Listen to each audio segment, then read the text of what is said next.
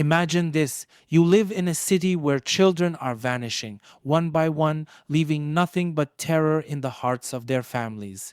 A place where the innocent walk out the door and never come back, and every day you wonder if it will be your child next.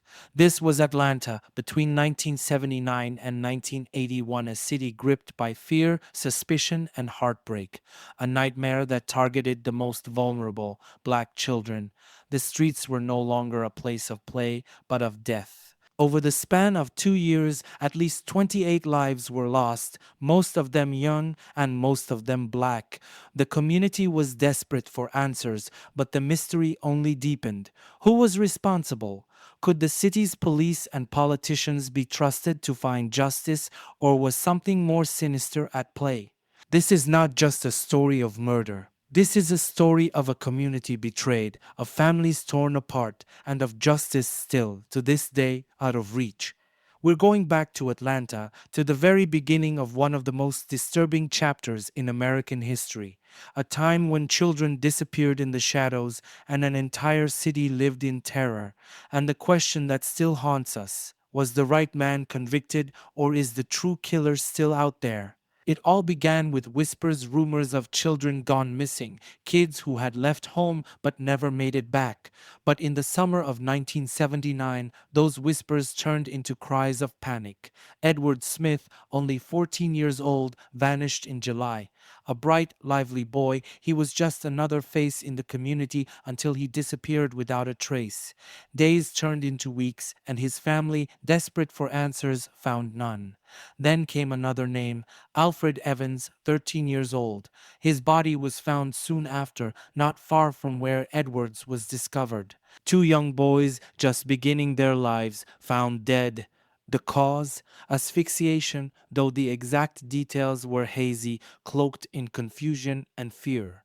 The community began to tremble. This was no longer a coincidence. Parents kept their children indoors, afraid that their child might be next. But despite the rising panic, there were still no leads, no suspects, just the unsettling truth that someone somewhere was preying on black children, and the police had no idea who or why. As more children started to disappear, each one more gut-wrenching than the last, the reality of the situation became impossible to ignore. The streets of Atlanta were no longer safe, and the fear that gripped the black community only grew with every passing day. What started with Edward and Alfred would soon spiral into a nightmare that no one could escape. And with each disappearance, the question burned hotter: who was doing this and why? The answers at the time seemed just out of reach, lost in the shadows that now crept through the city. The victims were not just names on a list, they were children full of life and potential, suddenly snatched away before they even had the chance to fully live. Most were boys between the ages of 7 and 14, all from working class black families in Atlanta. They had dreams, favorite games, and tight knit communities where they were known and loved. But in the blink of an eye, they were gone, leaving only heartbreak in their wake. There was Yusuf Bell, a 9-year-old who loved school and had dreams of becoming a scientist. His mother sent him on a quick errand one day and he never came back. His body was found weeks later. There was 11-year-old Angel Lenar, a shy but talented girl who sang in her church choir. Her body was discovered tied to a tree. Then there was Patrick Baltazar, who at 12 years old loved basketball and could often be seen shooting hoops in his neighborhood. He too was found dead, like so many others.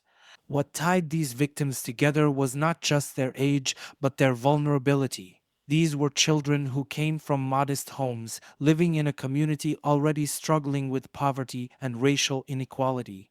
They were black, they were young, and they were easy targets. Investigators at first didn't see the pattern. Each case seemed like an isolated tragedy. But as the number of victims grew, the similarities became too glaring to ignore. Black children from poor neighborhoods were disappearing, and the deaths, though spread over time, followed a chillingly consistent pattern. The police, for the first time, began to connect the dots. They realized this wasn't just a string of random disappearances, this was systematic.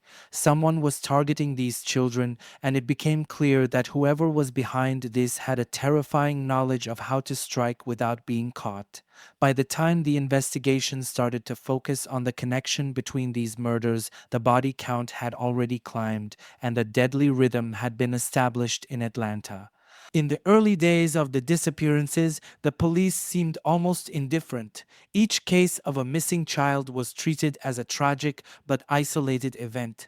Runaways, they said, these kids would turn up sooner or later. But as more bodies were discovered, boys like Edward Smith, Alfred Evans, and Yusuf Bell, the community's patience snapped. The black neighborhoods of Atlanta were crying out for justice, but those cries were met with bureaucratic delays and a frustrating lack of urgency.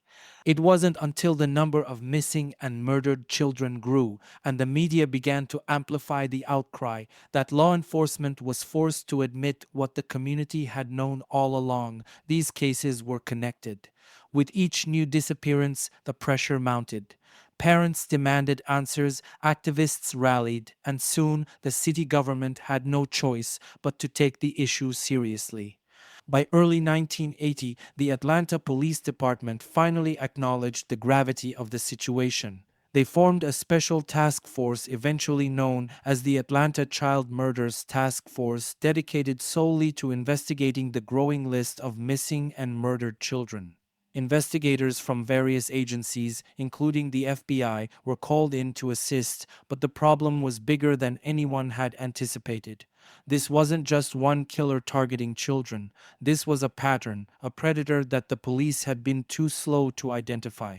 The sheer scope of the case overwhelmed the task force. Hundreds of leads poured in, but none seemed to offer a clear direction. Families, desperate for answers, felt abandoned by the very people meant to protect them. The investigators, some of whom were deeply committed, were buried under a mountain of evidence, tips, and theories that went nowhere. Every day that passed without a break in the case felt like another day closer to another child disappearing. Time was the enemy and the clock was ticking. But behind the scenes, even as the task force struggled to keep up, a chilling realization was starting to form. The person responsible for these crimes was not just careful. They were calculated, meticulous, and seemingly always one step ahead. The police were now in a race against time, but the deeper they dug, the more elusive the killer became. Atlanta in the late 70s was a city divided not just by race, but by deep-rooted social and economic inequalities. Although it had a large African American population, especially in the poorer neighborhoods, the power and wealth were still largely held by the white elite. Against this backdrop, the murders of young black children revealed an ugly truth. Many in the black community felt abandoned by the very institutions meant to protect them. From the beginning, there was a widespread belief that if the victims had been white, the police response would have been faster and more aggressive. This wasn't just paranoia, it was a feeling based on generations of systemic racism. Black families were left to wonder if the slow response to the missing children was yet another form of neglect, a failure of the system to value black lives the way it valued others. Reverend Joseph Lowery, a prominent civil rights leader in Atlanta at the time, spoke out at rallies, saying, "If these were white children from Buckhead, there would be an army of officers combing every inch of this city." Activists like Reverend Lowery, alongside members of the Southern Christian Leadership Conference (SCLC), demanded more from the city. They held vigils, marched in the streets, and filled the airwaves with one clear message: these children mattered. "We are not invisible," they would shout. "Our children are not disposable." Parents of the missing and murdered children stood shoulder to shoulder with activists, calling out what they saw as deliberate indifference from the authorities. Community leaders such as Atlanta's first black mayor, Maynard Jackson, were caught in a difficult position. Jackson, a symbol of progress for Black Atlanta, had to manage the growing rage in his own community while navigating the often slow moving bureaucracy of law enforcement. Under mounting pressure, he worked to increase resources for the investigation, but even he couldn't ignore the racial divide that had been exposed. There is a gap here, he acknowledged in one interview, a gap of trust between our people and those who are supposed to serve them. As the weeks turned into months, the murders became more than just a series of tragic events. They became a painful reflection of how far Atlanta still had to go in terms of race relations. The community felt the sting of invisibility not just in how the police responded, but in how the media covered the case. National outlets barely touched the story in its early stages, and even local coverage seemed lukewarm at first, reinforcing the belief that Black lives were being devalued in real time. This racial tension boiled over as more children disappeared. The city was on edge. While the Black community rallied and demanded justice, there was an ever present undercurrent of frustration, fear, and anger. The longer the case dragged on without resolution, the more convinced people became that race was playing a sinister role in how the murders were being handled. The fear in Atlanta's Black neighborhoods was palpable. By the time the third or fourth child disappeared, it became clear that no one was safe. The streets that had once echoed with the sounds of children playing, basketballs bouncing, and laughter now felt eerily quiet. Parents were terrified to let their children out of sight, let alone outside. Some families kept their kids indoors for weeks at a time, creating makeshift curfews as the panic continued to spread like wildfire. Every parent now lived with the unbearable dread that their child could be next. Normal routines, walking to school, playing outside after dark, became dangerous activities. The once vibrant and close knit communities were now shadowed by fear, their daily lives interrupted by constant vigilance. Parents would look over their shoulders, keep their windows open at night to hear their children's footsteps, and double check that every door was locked. Neighborhoods took matters into their own hands. Across Atlanta, especially in the poorest areas, groups of parents and concerned citizens formed neighborhood patrols. They set up watch posts, walked the streets in shifts, and made sure that every child walking home had someone looking out for them. It was a desperate attempt to regain some control in a situation that felt hopelessly out of their hands. But despite these efforts, the sense of powerlessness was overwhelming. We can watch all we want, one mother said, but we don't know where the danger is coming from. As more children were found dead, their bodies abandoned in wooded areas, rivers, and vacant lots, the fear morphed into something even more sinister: distrust. The Black community, already wary of law enforcement, began to lose all faith in the police's ability or willingness to protect them. Families of the victims were left in the dark with few answers and even fewer updates from investigators. Some parents reported not hearing from police for weeks after their child had been found. The frustration was building to a breaking point. At the heart of this growing distrust was the belief that law enforcement wasn't doing enough, or worse, didn't care enough to stop the killer. We're out here looking after our own, while the police sit back and wait for another body to show up, said one community leader. This sentiment was echoed in every corner of Atlanta's Black neighborhoods. People were scared, but they were also angry that their children were being targeted and that the authorities seemed incapable or unwilling to prevent the next tragedy. For the families of the victims, the fear was personal and suffocating. They were living in a nightmare that never ended, waiting for justice that seemed more distant with every passing day. For them, there were no answers, only the unbearable silence that comes from unanswered questions. Why my child? Who did this? And will they ever be caught?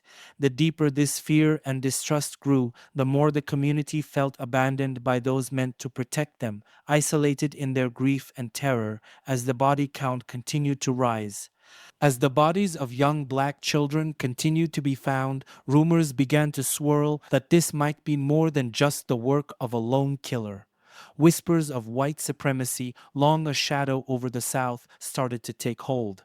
Many in the community began to suspect that the Ku Klux Klan or some other white supremacist group could be behind the murders, targeting black children as part of a racially motivated terror campaign. It wasn't a baseless fear. The Klan had a long and violent history in Georgia, and the racial tensions that simmered in Atlanta made it easy for such suspicions to take root. Some families and community leaders believed that the police, possibly to avoid escalating racial conflicts, were deliberately turning a blind eye to this possibility. They feared that if white supremacists were involved, the authorities might choose to bury the lead rather than risk igniting a race war.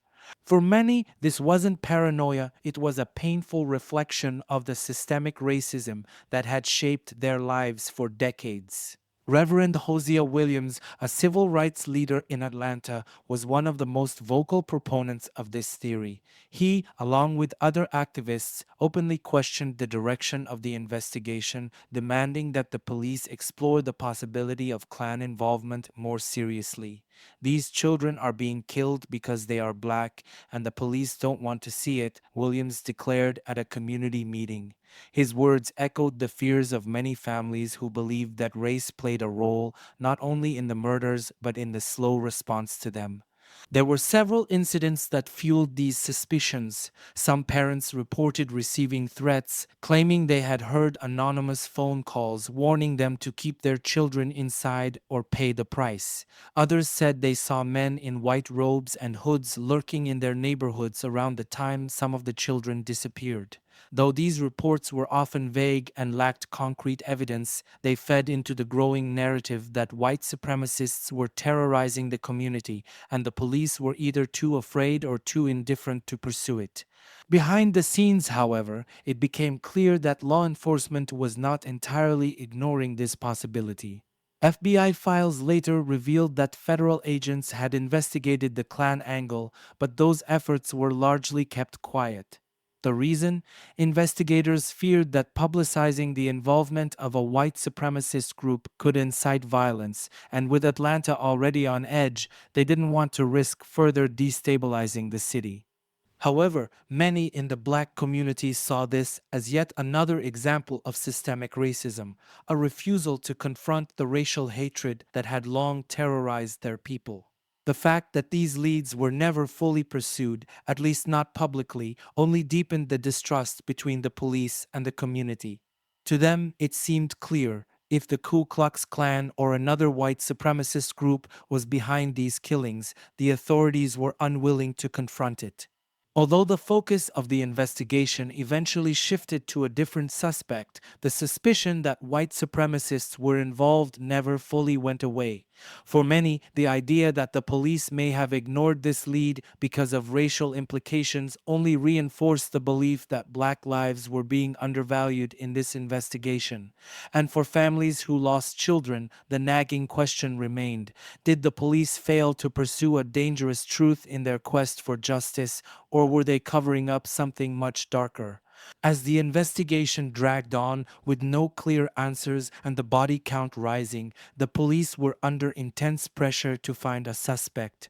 By the spring of 1981, the task force was working around the clock, chasing down hundreds of leads that seemed to lead nowhere.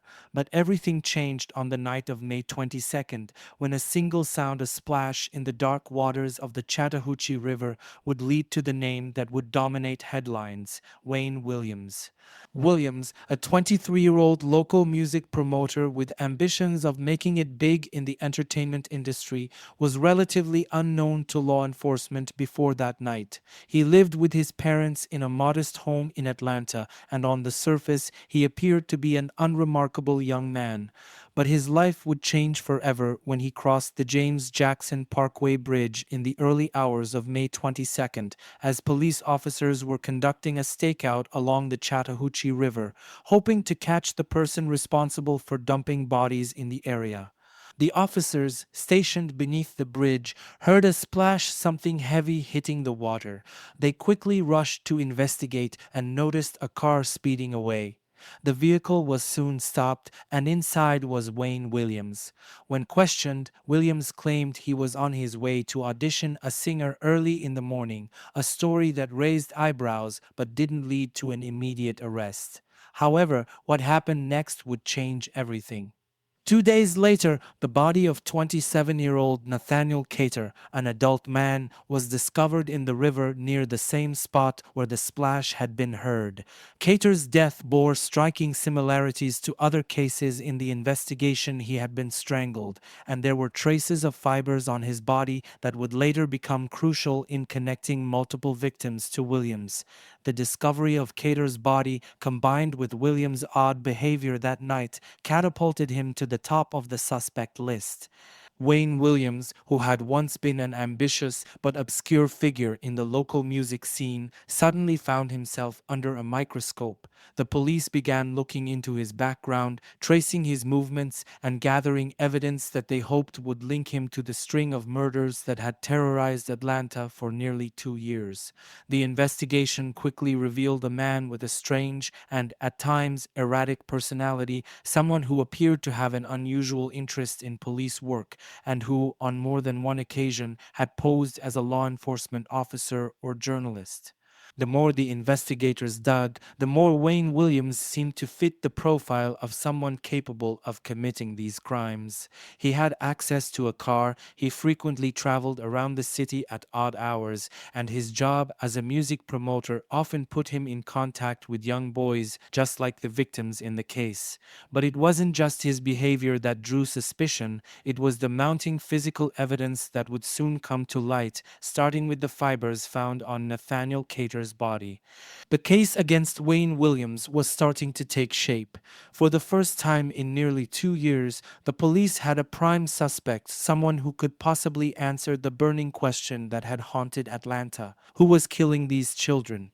But as Williams' name emerged in connection with the murders, so did doubts. Was this the break the city had been waiting for, or was Wayne Williams simply a convenient suspect chosen to bring a sense of closure to a case that had spiraled out of control? Following the discovery of Nathaniel Cater's body in the Chattahoochee River, suspicion around Wayne Williams grew rapidly. Investigators began piecing together evidence that connected Williams to not just Cater, but potentially to a wider range of victims. Yet, as the case unfolded, there was a glaring distinction that left many in the community both anxious and skeptical. While Williams was soon arrested and charged, the charges didn't match the full horror of what had transpired in Atlanta. On June 21, 1981, after weeks of mounting suspicion and surveillance, Wayne Williams was arrested by the Atlanta police. The arrest came after a thorough examination of the physical evidence found on Nathaniel Cater's body, particularly the fibers. Investigators had matched carpet fibers from Williams' home and dog hairs from his family's German Shepherd to those found on Cater. The physical evidence, though circumstantial, was seen as compelling enough to make an arrest. However, when the charges were formally brought against Williams, they raised eyebrows. He wasn't charged with the murders of the children who had been the central focus of the investigation, but with the murders of two adult men, Nathaniel Cater, aged 27, and Jimmy Ray Payne, aged 21. Payne's body had been found in April of 1981, and much like Cater, fibers from Williams' home were discovered on his clothing. The police were confident that these connections were strong enough to secure a conviction. But this raised a troubling question for the families of the children who had been murdered. Why wasn't Wayne Williams being charged with the deaths of the young boys? After all, these were the cases that had gripped the city and sent parents into a panic. The answer, police claimed, was in the evidence, or rather, the lack of it. While fibers had linked Williams to some of the children's cases, the prosecutors felt they didn't have enough solid proof to bring formal charges for those murders. Instead, they focused on the two adult victims, believing that securing a conviction on these cases would help close the chapter on the child murders as well. For many in the community, this was unsatisfying. The deaths of children like Yusuf Bell, Patrick Baltazar, and others remained officially unsolved, even though authorities strongly believed that Williams was responsible. It seemed like an attempt at closure, but without the resolution that grieving families so desperately needed. He killed my baby, one mother said tearfully after Williams' arrest, but they won't say it out loud.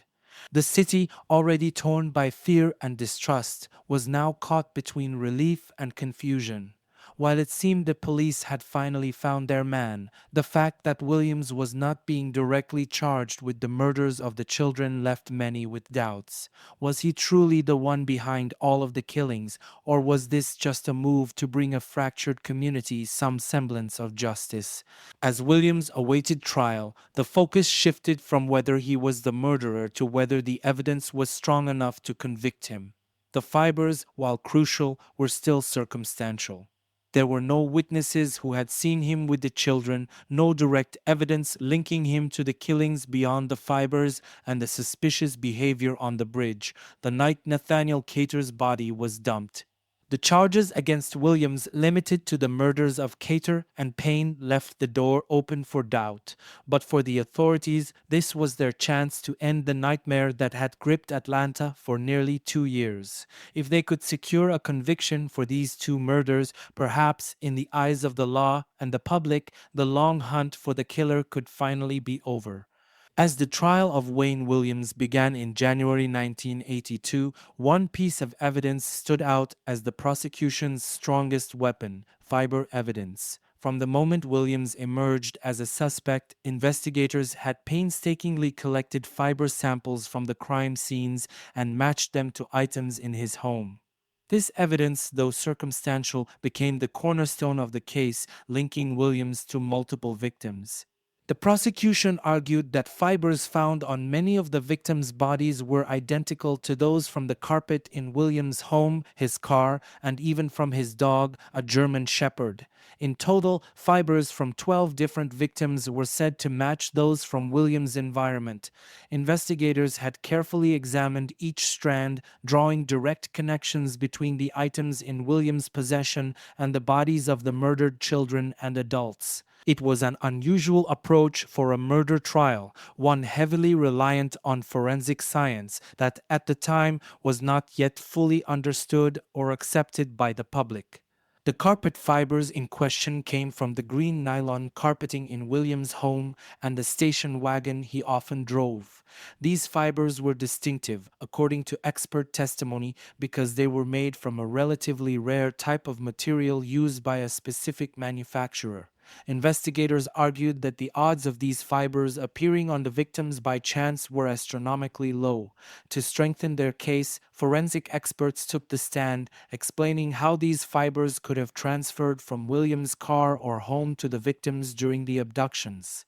But the fiber evidence didn't stop at just the carpet. Investigators also found animal hairs on some of the victims, specifically dog hairs that forensic experts testified were consistent with the hair of Williams' German Shepherd Shiba. These dog hairs, combined with the matching carpet fibers, formed the prosecution's argument that Wayne Williams had been in contact with many of the victims. For the prosecution, this evidence was critical. Without direct witnesses or confessions, they needed to prove that Williams had physically been in the presence of the victims at some point. The fibers became their silent witnesses, linking Williams' everyday life to the horrific deaths that had terrorized Atlanta. Each fiber, each hair, became a piece of a puzzle that the prosecution believed would paint a clear picture of Williams' guilt. However, the defense was quick to attack the fiber evidence, calling it unreliable and circumstantial. They argued that fibers are easily transferable and could have come from any number of places, especially in a city like Atlanta, where similar carpets and dogs were not unheard of. They also pointed out that some of the fibers could have been transferred to the victims long after their deaths, or while their bodies were being moved, meaning they didn't necessarily prove Williams' involvement in the murders. The debate over the fiber evidence became the crux of the trial. It was a battle between forensic science and reasonable doubt. For the prosecution, the fibers were more than enough to establish Williams' guilt. For the defense, they represented an insufficient, shaky foundation on which to convict a man for such heinous crimes. Ultimately, it would be up to the jury to decide how much weight to give the fiber evidence. Could these small, invisible threads really tie Wayne Williams to the deaths of so many children, or was the prosecution stretching the limits of forensic science to close a case that had gone unsolved for too long? The fiber evidence, while powerful in its uniqueness, left many wondering if it was truly enough to convict a man of murder or if the police were simply eager to find any evidence that would end the city's nightmare. The trial of Wayne Williams, which began in January of 1982, gripped the city of Atlanta and the nation alike. This was more than just a murder trial. It was the climactic moment in a case that had terrified the black community for nearly 2 years. The prosecution, armed with circumstantial evidence, aimed to prove that Williams was responsible for the murders of 27-year-old Nathaniel Cater and 21-year-old Jimmy Ray Payne, while implicitly tying him to the deaths of the many children whose murders remained officially uncharged. The trial was heavily reliant on forensic science, specifically the fiber evidence that prosecutors claimed linked Williams to a number of the victims. Day after day, fiber experts took the stand, testifying that carpet fibers and dog hairs found on the bodies of the victims matched those from Williams' home, car, and family dog.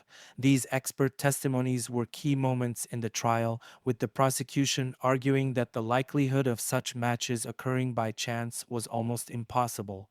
They painted a picture of Williams as a meticulous predator, linking him to the murders through the fibers and hairs that had clung to the victims. But this was far from an open and shut case. The defense team, led by attorney Al Binder, fought back, highlighting the circumstantial nature of the evidence. They pointed out that fibers and hairs can be easily transferred and argued that the prosecution's reliance on such evidence was shaky at best.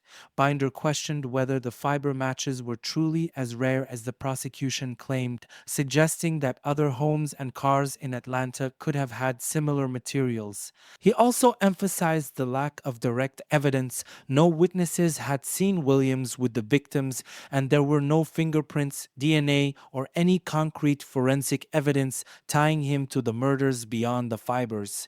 A key moment in the trial came when the prosecution introduced testimony about Williams' erratic behavior and past encounters with the police. They described his tendency to pose as a law enforcement officer or journalist and suggested he had an unusual interest in crime scenes. This, combined with his presence near the Chattahoochee River on the night Nathaniel Cater's body was dumped, further painted Williams as a suspicious figure. Yet the defense continued to stress that suspicion alone was not enough to convict a man of murder. The media coverage of the trial was relentless. Local and national news outlets covered every twist and turn, with public opinion sharply divided. Some saw Williams as the clear culprit, convinced by the fiber evidence and his strange behavior. Others, particularly within Atlanta's black community, felt uneasy about the lack of direct evidence and worried that Williams was being scapegoated in a city desperate for closure. The trial, in many ways, reflected the ongoing racial and social tensions in Atlanta. Was the system rushing to convict a black man to satisfy a grieving city, or was this truly the end of a terrifying killing spree? As the trial came to a close, the jury was left to weigh the circumstantial evidence carefully. For weeks, they had been presented with fiber matches, theories about Williams' movements, and psychological profiles suggesting he fit the profile of a serial killer. But there were still unanswered questions, and the defense had sown enough doubt to make the outcome uncertain. On February 27, 1982, after nearly 11 hours of deliberation, the jury reached its verdict. Wayne Williams was found guilty of the murders of Nathaniel Cater and Jimmy Ray Payne. The conviction sent shockwaves through Atlanta. For the families of Cater and Payne, and for many in the city, this was the closure they had been waiting for. Williams was sentenced to 2 consecutive life terms in prison, but the aftermath of the trial was far from peaceful. The conviction was widely interpreted as more than just justice for Cater and Payne. The prosecution, while officially only charging Williams with the murders of the 2 adult men, had strongly suggested throughout the trial that he was responsible for the other killings, particularly the child victims. Many believed that with Williams behind bars, the nightmare was over and the city could finally breathe a sigh of relief. Mayor Maynard Jackson famously declared, "We believe the Atlanta child murders have been solved." But not everyone was convinced. While the fiber evidence had been compelling enough for a jury to convict Williams, many questioned whether it was truly strong enough to definitively link him to all of the murders, especially those of the children. Families of some of the victims were left unsatisfied. They had hoped for justice for their children specifically, and yet Williams was never formally charged with those deaths. This left lingering doubts in the community: was Wayne Williams responsible for all the murders or just for Cater and Payne? Critics of the trial pointed out that the evidence tying Williams to the children's cases was largely circumstantial, and the lack of direct charges for the child victims fueled ongoing skepticism. Some argued that Williams, a young black man with ambitions in the music industry, had been an easy target for the police, who were under immense pressure to solve the case. The fact that no other suspects were seriously pursued after Williams' arrest added to the controversy. Outside of Atlanta, many civil rights activists and public figures voiced concerns that the case had not been fully resolved. The Reverend Jesse Jackson, among others, called for a deeper investigation, questioning whether racial bias and the need for a quick resolution had compromised the integrity of the investigation. The Ku Klux Klan theory and other alternative leads had never been fully explored, further fueling the notion that Williams' conviction might not have been the whole truth. Despite the conviction, the debate over Wayne Williams' guilt has persisted for decades. Some believe he was rightly convicted and responsible for the majority of the Atlanta child murders. Others, however, continue to advocate for reopening the investigation, insisting that the true killers of many of the children might still be out there. The sentencing of Wayne Williams may have ended the trial, but it did not silence the questions that still linger over one of the most haunting chapters in Atlanta's history. Despite Wayne Williams' conviction in 1982, the Atlanta child murders case has never fully closed in the hearts and minds of many. The controversy surrounding his guilt continues to loom large, fueled by unanswered questions and lingering doubts about whether justice was truly served. At the center of this debate is one crucial fact: Wayne Williams was never officially charged with the murders of the children, the victims who originally sparked fear and panic in Atlanta. This has left a deep sense of unease among those who believe the wrong man might be serving time for crimes he didn't commit. One of the strongest arguments against Williams' guilt is the lack of direct evidence connecting him to the child murders. While fiber evidence was enough to convict him for the deaths of Nathaniel Cater and Jimmy Ray Payne, many experts remain unconvinced that this circumstantial proof definitively links him to the 28 total victims, particularly the children. Critics point out that the prosecution relied heavily on forensic science that was still in its infancy at the time, leaving room for reasonable doubt about the accuracy of the fiber matches. Renowned forensic scientist Dr. Henry Lee once remarked, "Fibers can suggest a connection, but they don't prove beyond doubt who the killer is. They only indicate proximity, not guilt." Furthermore, many of the murders occurred before Williams became a person of interest, casting doubt on the timeline the prosecution laid out. Those who defend Williams argue that the pattern of killings does not neatly fit with his personal profile or his known activities. His defenders believe that the investigation turned toward him out of desperation. Authorities, under immense pressure from the public and media, needed to solve the case. In their view, the focus on Williams was a convenient way to bring an end to a nightmare that had overwhelmed the city.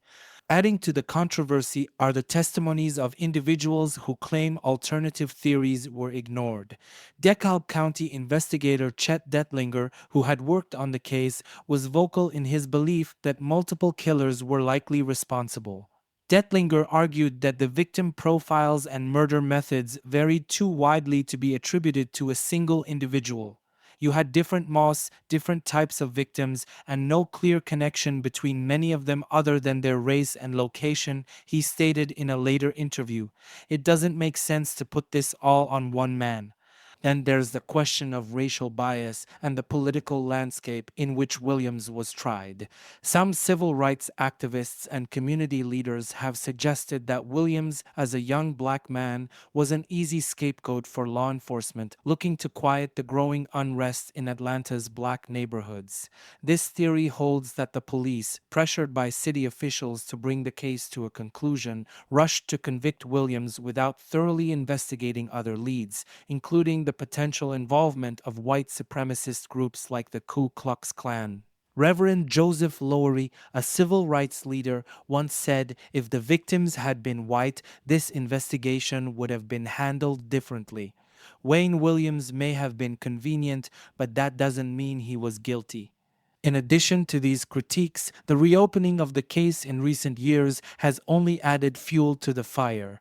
In 2019, Atlanta's mayor and police chief announced that they would re-examine evidence from the case using modern DNA testing methods. This move was partly in response to pressure from the victims' families, many of whom remain unconvinced that the full truth has been uncovered. Although the new testing is still ongoing, it has reignited debates about Williams' guilt and whether crucial evidence was overlooked or mishandled during the original investigation. For those who believe in Williams' innocence, the case remains an emblem of injustice, an unsolved mystery that was prematurely closed to satisfy the city's need for resolution. Even now, decades later, Wayne Williams' guilt is not universally accepted. His defenders continue to argue that the real killer or killers may still be out there and that the full truth of the Atlanta child murders has yet to come to light. The controversy over Wayne Williams' conviction represents more than just doubts about one man's innocence. It symbolizes a broader distrust in the criminal justice system, especially within the black community, where many feel that the system too often rushes to judgment, especially when race is involved. And as the debate continues, the families of the victims are left with the same aching question they've been asking since the murders began. If Wayne Williams didn't kill their children, then who did? While Wayne Williams' conviction was intended to bring closure to the Atlanta child murders, it left behind a trail of lingering doubts and unanswered questions. Many who followed the case, particularly within the black community, couldn't shake the feeling that the real story had yet to be told. Over the years, numerous alternative theories have surfaced, each suggesting that Wayne Williams may have been nothing more than a convenient scapegoat, a man accused to bring a desperate city some semblance of peace, while the true killers remained free. One of the most persistent theories is that multiple people were responsible for the murders. This theory stems from the fact that the profiles of the victims and the methods used in the killings varied widely. Some victims were found strangled, while others had been asphyxiated or bludgeoned. Some were young children, while others were adults. For those who believe in the possibility of multiple killers, these differences suggest that a single individual could not have been responsible for all of the murders. Investigators like Chet Detlinger, who worked closely on the case, argued that there were clear inconsistencies that law enforcement failed to address. The idea that one person could carry out all these murders in different ways and on different kinds of victims never made sense, Detlinger stated. The city needed a resolution, but I believe that by focusing only on Wayne Williams, they missed the broader picture. Among the more disturbing alternative theories is the suggestion that some of the murders were racially motivated, potentially carried out by members of white supremacist groups like the Ku Klux Klan. This theory gained traction during the investigation when reports surfaced that the Klan had been making threats against Atlanta's black children. While the FBI conducted a covert investigation into Klan involvement, many believe that the full extent of their findings was never revealed to the public. The idea that the Ku Klux Klan could have been behind some of the murders raises difficult questions about why these leads weren't fully pursued and whether fears of racial violence played a role in suppressing the investigation. Supporters of this theory point to the fact that Atlanta, despite being a predominantly black city, was still grappling with deep-seated racial divisions. Some speculate that local authorities, already overwhelmed by the civil unrest of the late 70s, feared that if the Klan's involvement became public, it would ignite a racial conflict that could spiral out of control. For these theorists, Williams' arrest provided a quick solution, one that allowed officials to close the case without stirring up further racial tensions. The city couldn't afford a race war, said one civil rights leader. If it had come out that the Klan was behind these killings, Atlanta would have burned. Another theory suggests that Williams' arrest was part of a broader cover-up orchestrated by local officials who were desperate to restore order to a city gripped by fear. The case had attracted national attention, and with each new body found, the pressure on the police and the mayor's office intensified. For some, it seemed all too convenient that after nearly 2 years of unsolved murders, Williams was arrested under suspicious circumstances and quickly convicted. To his defenders, this was a sign that Williams was used as a pawn in a much larger game, someone who, whether guilty or innocent, could bring a sense of closure to a case that had spiraled out of control.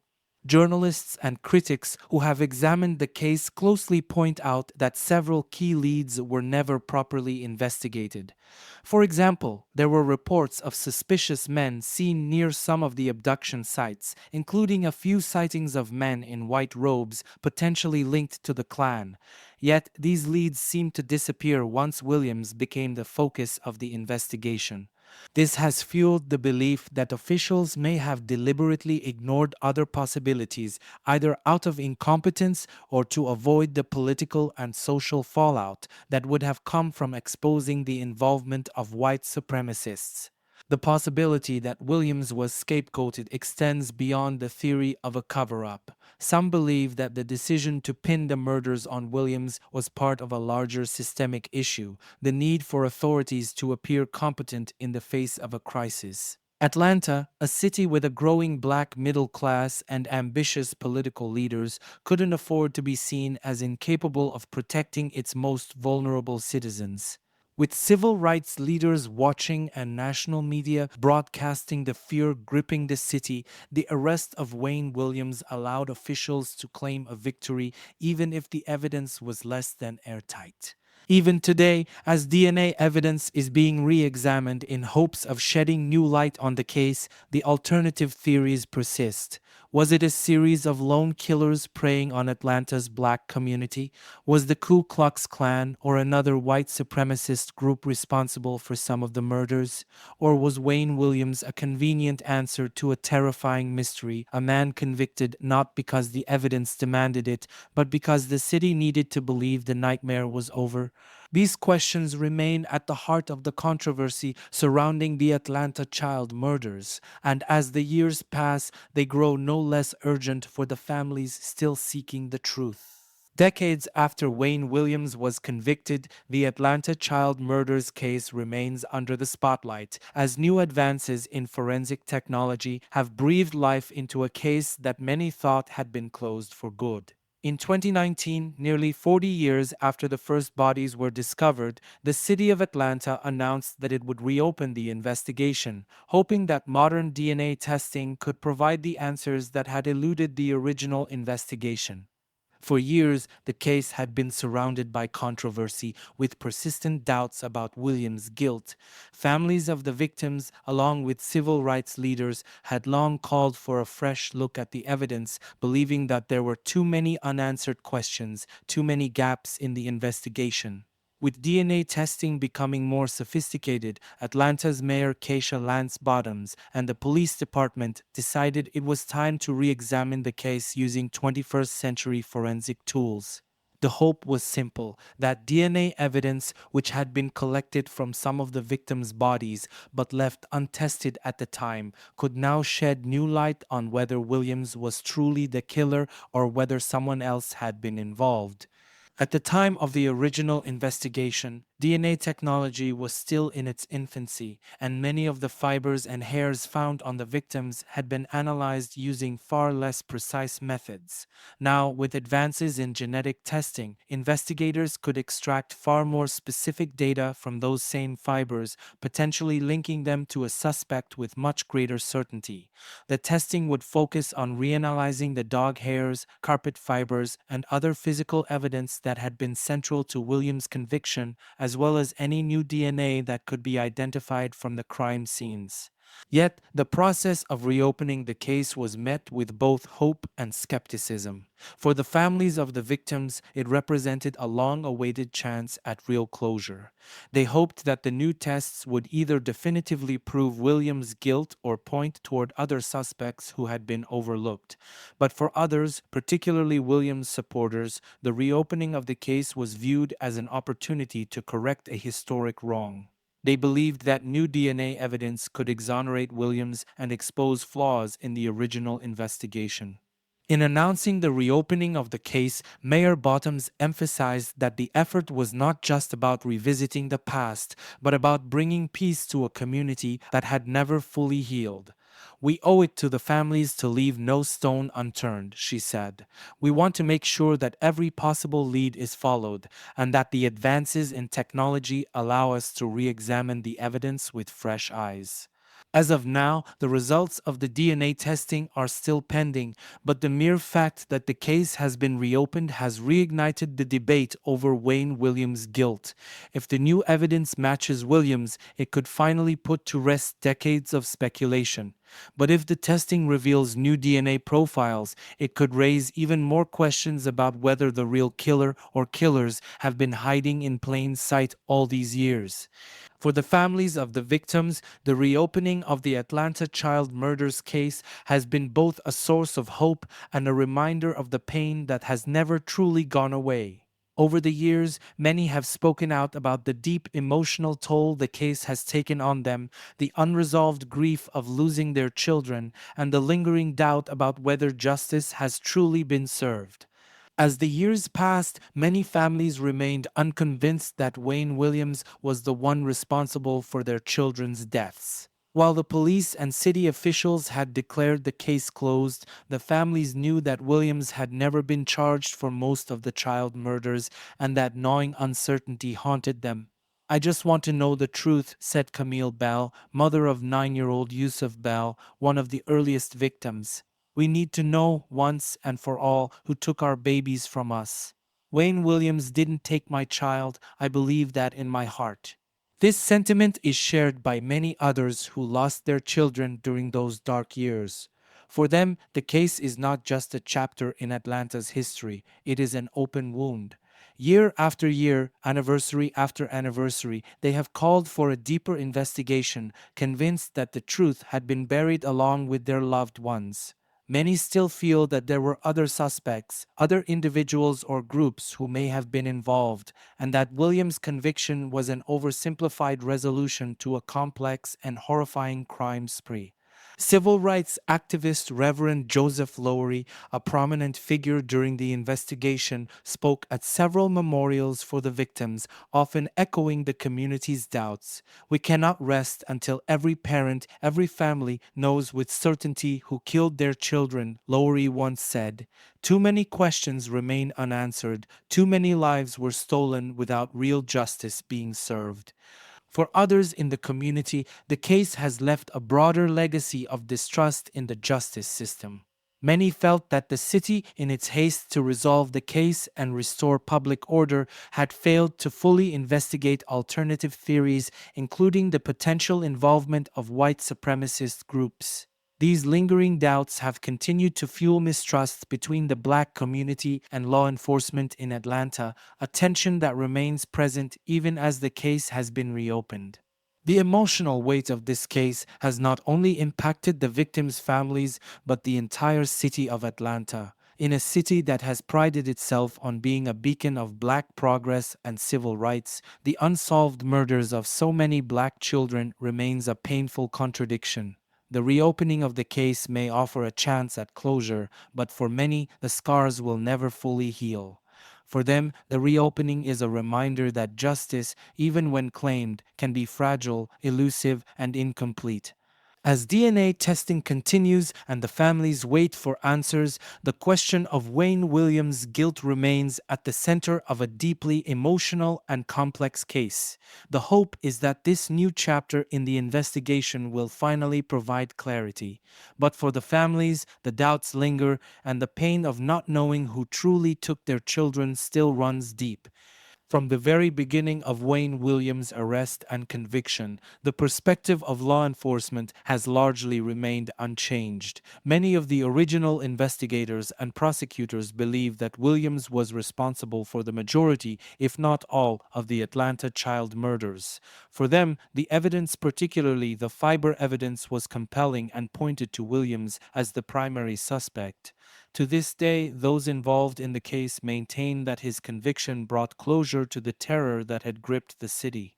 Fulton County District Attorney Louis Slatton, who led the prosecution, famously declared after the trial, "We have our man." In his eyes, the fiber evidence was the smoking gun that linked Williams to at least 10 of the child murders, even though he was only officially charged with 2 adult murders. Slatton and his team emphasized that while Williams wasn't charged with the child deaths, the same fibers found on Cater and Payne were also present on the bodies of many of the young victims. Former FBI profiler John Douglas, who worked on the case, echoed this belief. He argued that Williams fit the profile of the type of person who could have committed these crimes, a lone predator with the psychological makeup to target vulnerable children. Wayne Williams was exactly the kind of person we expected the killer to be, someone who had access to children, who had a certain level of intelligence, and who had a need for control, Douglas said in interviews years after the trial. Even today, former police officers and detectives from the Atlanta Child Murders Task Force remain convinced of Williams' guilt. Detective Bob Buffington, who worked tirelessly during the investigation, remains adamant that Williams was responsible for the murders, dismissing alternative theories as grasping at straws. He explained, "I know people want to believe there's a bigger conspiracy here, but the evidence, those fibers, those hairs tie him to the victims. We worked around the clock, and I still believe we got the right man." Yet, despite this unwavering belief among many law enforcement officials, there are some who have acknowledged the limitations of the case. While they still support the verdict, they admit that the investigation, constrained by the forensic tools available at the time, may have left some questions unanswered. But in their view, the fiber evidence combined with Williams' suspicious behavior on the night of his arrest points overwhelmingly to his guilt. When Wayne Williams was first arrested in 1981, the public perception of the case was largely shaped by a sense of relief. Atlanta had been living in fear for nearly 2 years, and the capture of a suspect provided a much-needed answer to the city's collective nightmare. At the time, many believed that the terror was finally over. The media, both local and national, presented Williams as the clear culprit, and his conviction was seen as a decisive victory for law enforcement. But as the years passed, the public's view of the case began to shift. Questions about the strength of the evidence, particularly the fiber analysis, started to surface. Some began to wonder if the investigation had been rushed due to the immense pressure on the city's police and government to resolve the case. Critics argued that too much emphasis had been placed on circumstantial evidence, and the lack of direct proof, such as eyewitness accounts or confessions, left room for doubt. As more details about the investigation became public, including the FBI's secretive probe into Ku Klux Klan involvement, the idea that Wayne Williams might not have acted alone or at all gained traction. Documentaries, podcasts, and articles have revisited the case with a more critical lens, highlighting the gaps in the original investigation. the public perception began to split. While some still view Williams as the definitive answer to the Atlanta child murders, a growing number believe that the case was never fully solved. Today, public opinion is far more divided than it was during the time of the trial. Many people, particularly those within the black community, have voiced skepticism about the original investigation, pointing to racial tensions and institutional failures as reasons why the case may have been prematurely closed. The reopening of the case and the potential for new DNA evidence has only fueled these doubts, leaving the public to wonder if the truth is still out there, waiting to be uncovered. Despite Wayne Williams' conviction, the most haunting aspect of the Atlanta child murders remains the number of cases that were never conclusively linked to him. Of the 28 victims, only two murders, those of Nathaniel Cater and Jimmy Ray Payne, were definitively tied to Williams in court. For the families of the other victims, justice feels incomplete. The fiber evidence, though presented as a common thread linking Williams to multiple victims, was not enough to bring charges in the child murders. This left many of the cases officially unsolved, and for years, families have been left wondering if the person who killed their children was truly caught. The unanswered question that continues to haunt these families is simple: if not Williams, then who? Even with the case being reopened in recent years, there has been little progress in definitively solving these murders. DNA testing on the evidence collected decades ago offers a glimmer of hope, but as of now, no new suspects have emerged. The possibility remains that these murders will never be fully solved, leaving a sense of unfinished business hanging over Atlanta's history. Are we any closer to the truth? The answer, unfortunately, is unclear. While advancements in forensic technology have opened the door to re examining old evidence, there are still significant challenges in solving cases that are so many decades old. Memories fade, witnesses disappear, and physical evidence degrades over time. Still, for the families and the city itself, the hope that one day the full truth will emerge has not dimmed. But for now, the murders of so many children remain unsolved, a dark chapter in Atlanta's history that refuses to close. The Atlanta child murders left an indelible mark not only on the city of Atlanta, but on the nation as a whole. For nearly 2 years, the deaths of so many young, innocent lives sent shockwaves through the country, revealing painful truths about race, justice, and fear in America. The legacy of this case is complex, marked by a sense of closure for some and lingering doubts for others. For the black community in Atlanta, the murders exposed the deep racial inequalities that still permeated society despite the progress made during the civil rights movement. The slow response of law enforcement, the lack of urgency in the early days of the investigation, and the persistent questions about whether all leads were fully explored have left a deep mistrust of the system that lingers to this day. For law enforcement, the case represents both a success and a source of enduring controversy.